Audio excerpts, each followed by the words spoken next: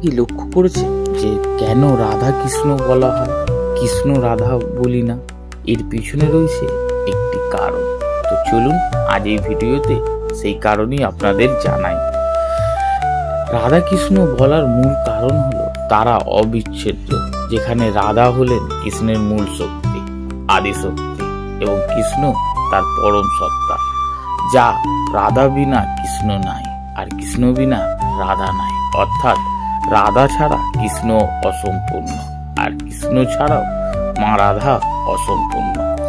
এই বিশ্বাস থেকেই এসেছে। তাই ভক্তরা তাদের এই সত্তার দুটি রূপকে হিসাবে পুজো করে না, তারা প্রেম, ভক্তি ও ঐশ্বরিকতার চূড়ান্ত প্রতীককে পুজো করেন।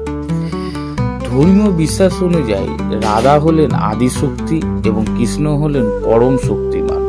শক্তি ও শক্তিমানের মতো তারা একে অপরের পরিপূরক। তাদের সম্পর্ককে বিশুদ্ধতম স্বর্গীয় প্রেম ও ভক্তির আদর্শ রূপ হিসাবে দেখা হয়।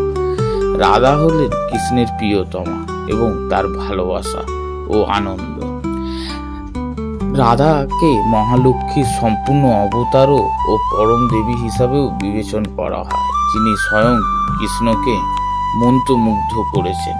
সংক্ষেপে বলতে গেলে রাধা কৃষ্ণই হল ঈশ্বর এবং তার ঐশ্বরিক শক্তির মিলন, যা হিন্দু ধর্মের, বৈষ্ণব ধর্মের সমস্ত ভক্তি ও প্রেমের প্রকাশ হিসাবে পূজিত করা হয়।